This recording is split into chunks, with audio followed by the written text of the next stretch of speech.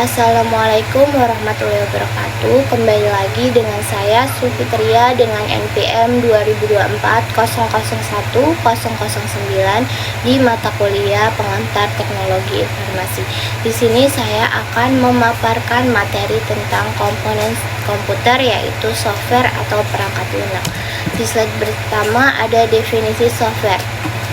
Software atau perangkat lunak adalah sekumpulan instruksi atau program yang memberi perintah kepada komputer untuk menjalankan tugas tertentu. Tanpa software perangkat keras, komputer tidak akan berfungsi karena software mengatur bagaimana perangkat keras bekerja dan berinteraksi dengan pengguna.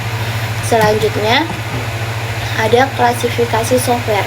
Software dibagi menjadi 3 jenis utama, yaitu yang pertama sistem software, yang kedua application software, dan yang ketiga programming software. Di sini saya akan membahas yang pertama, yaitu sistem software. Sistem software adalah software yang mengatur dan mengendalikan semua aktivitas komputer agar semua perangkat keras dan software lain bisa berjalan dengan baik. Fungsi utamanya adalah mengatur jalannya sistem komputer. Yang kedua, menghubungkan pengguna dengan perangkat keras. Di sini ada contoh sistem software.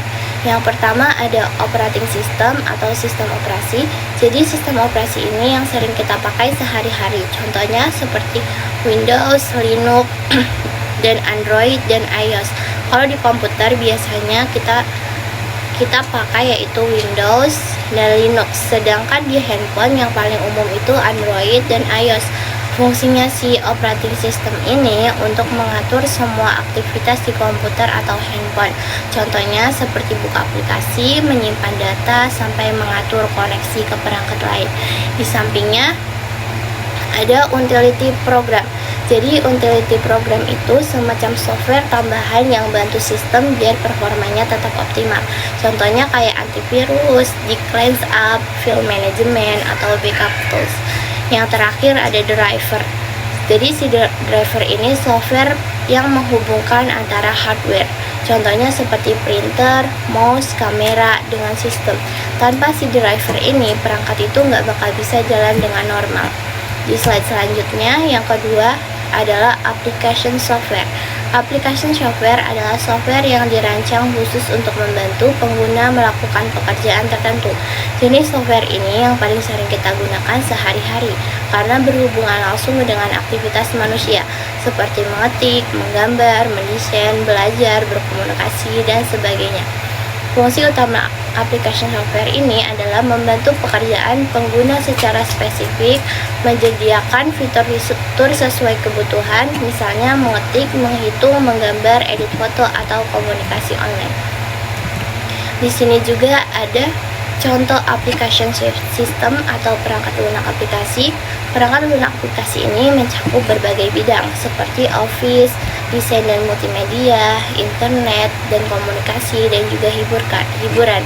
Di sini saya akan membahas yang pertama, yaitu di office. Di office itu contohnya seperti Microsoft Word, Excel, PowerPoint, dan juga WPS Office.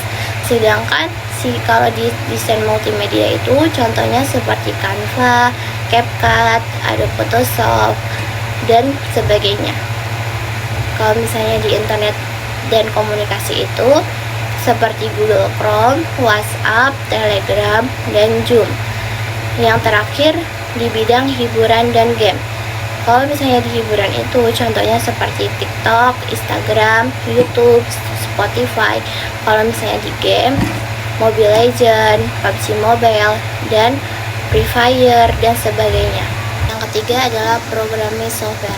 Programming software adalah software yang digunakan oleh programmer atau pengembang untuk membuat dan mengembangkan software lainnya.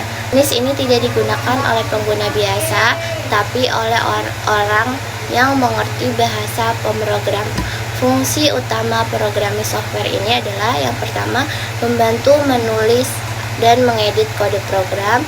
Yang kedua, menyediakan alat untuk menguji testing dan memperbaiki kesalahan dalam program. Yang ketiga, mengubah kode program menjadi bentuk yang bisa dijalankan komputer. Proses kompilasi. Selanjutnya ada contoh programming software. Di sini ada beberapa contohnya seperti Python, Java, C++, HTML, CSS, JavaScript, dan PHP. Setiap bahasa ini mempunyai fungsi yang berbeda-beda. Misalnya, yang pertama, Python banyak dipakai untuk analisis data dan kecerdasan buatan. Yang kedua, JavaScript lebih ke pengembangan web. Yang ketiga, C++ sering digunakan untuk aplikasi yang butuh kecepatan tinggi seperti game atau sistem operasi. Intinya, tanpa programming software ini, semua aplikasi dan sistem yang kita pakai sekarang tidak akan bisa dibuat. Di sini ada peran software. Yang pertama, sebagai otak dari sistem komputer. Software berperan sebagai pengendali utama yang membuat komputer bisa berpikir dan bekerja sesuai perintah pengguna. Yang kedua, sebagai penghubung antara hardware dan pengguna. Software menjadi jembatan antara manusia dan perangkat keras agar komunikasi bisa terjadi dengan mudah dan efisien. Yang ketiga, sebagai alat bantu dalam berbagai bidang. Dalam dunia pendidikan, bisnis, kesehatan, dan hiburan, software memegang peranan penting untuk mempermudah pekerjaan. Contohnya, software akuntansi, aplikasi belajar online, aplikasi desain, dan game. Yang keempat, mendukung otomatisasi dan efisien kerja. Dengan software, pekerjaan yang tadinya dilakukan manual bisa dijalankan secara otomatis, lebih cepat, dan minim kesalahan. Contohnya seperti sistem kasir digital, program absensi, dan software produksi pabrik. Yang terakhir, sebagai sarana inovasi dan pengembangan teknologi. Software juga menjadi dasar terciptanya berbagai teknologi baru seperti kecerdasan buatan AI, robotika, dan aplikasi mobil. Di sini di slide terakhir ada kesimpulan. Jadi kesimpulannya adalah software adalah bagian penting dari sistem komputer yang mengatur dan mengendalikan seluruh kinerja perangkat keras. Tanpa software, komputer tidak dapat menjalankan perintah apapun dari pengguna.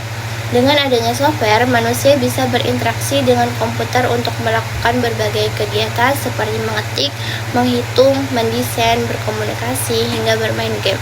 Software juga membantu mengelola data, menjaga sistem tetap stabil, serta meningkatkan efisien kerja. 3 jenis utama software yaitu sistem, application, dan programming software. Bekerja bersama agar komputer dapat digunakan secara optimal. Secara keseluruhannya, software adalah otak dan jiwa komputer yang menjembatani manusia dengan teknologi. Sekian dari saya, kurang lebihnya mohon maaf. Wassalamualaikum warahmatullahi wabarakatuh.